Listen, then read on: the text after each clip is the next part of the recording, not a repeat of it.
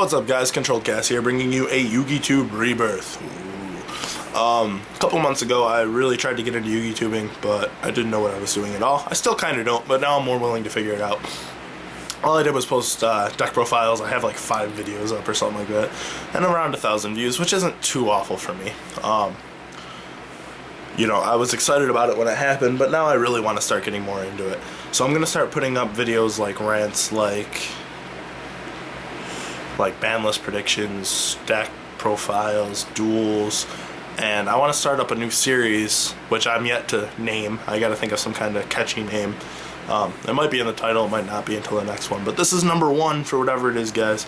And it's helpful hints and tips, but in list form. You know, that's not something you see too much in YugiTubing, and I figure I can kind of bring that to the table, is lists. Like, a lot of Yu-Gi-Oh! Is, you know, go with your gut, do this, do that. Well, some people are just looking for somebody to say, look, you know, if you follow this step, like these steps, you can be successful. Which is, like, it's completely true. If you follow a certain framework of how to do certain things, you can actually be really successful just based on that. Even if you yourself aren't the best player, if you know certain rules and guidelines to deck building, to playing, to whatever, you'll be better. And I think a lot of people like that, so I'm gonna start doing it. Take that, YouTube. Anyway, so this is the first episode of that, like I said, and this is going to be 10 steps to building a deck. Alright, now I'm not talking about like the meta decks. I'm not talking about that where you can just go on YouTube and just not deck people. I'm talking like building your own deck, you know. So, without further ado, we'll get into the list. Step number 1. Pick any theme or monster or anything to go around that you think is fun, that you think is cool. Maybe you like the artwork for a certain deck type. That's why I played Evil Swarm at first, is because it was either I could afford Mermail, I could afford Prophecy. I had Prophecy for a while, but Evil Swarm had the coolest artwork. Like, something about Ophion is just so badass. I needed to play it. And on top of that, it's a good deck, but still. So pick whatever deck, theme, monster to go around, whatever you want to do, and focus on that. Step number 2, determine the win condition. Alright, every deck needs a win condition. If you want it to be playable, you need a win condition.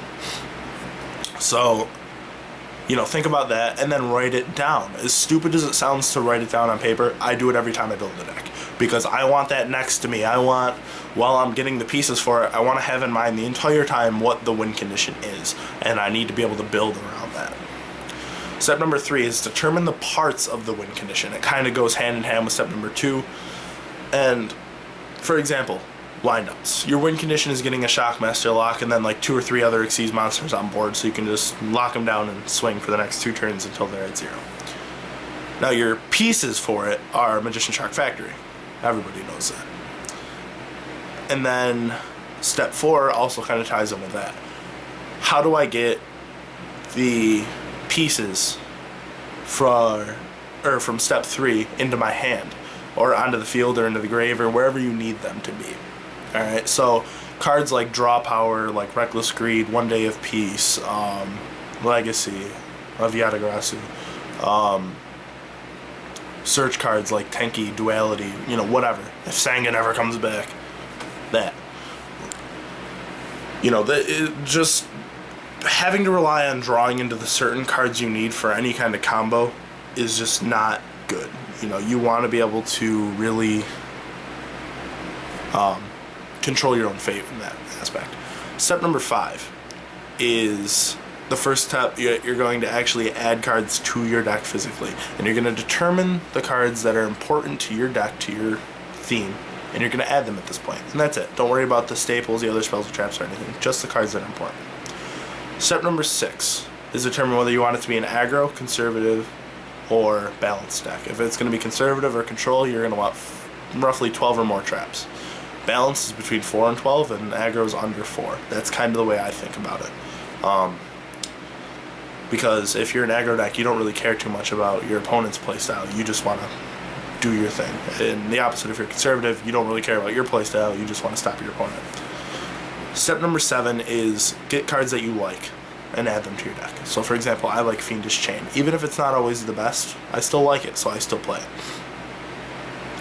There are other examples too, but that's just one example. So add cards that you like, even if they're not necessarily the best. Step number 8 is the only step that you're going to really think about the meta for, guys. Alright? You're going to add cards that are good against the meta right now. Things like Compulse, things like Breakthrough Skill, things like Valor or Maxi. This is where you add it, and this is what makes the decks playable. Alright? Now step number 9 is practice often and against everything. If you just practice against one deck, you're not going to be great against the rest of them. You know what I mean? And then lastly, step number 10, don't be afraid to go back and change your deck if things aren't working. Don't change it on the first sign.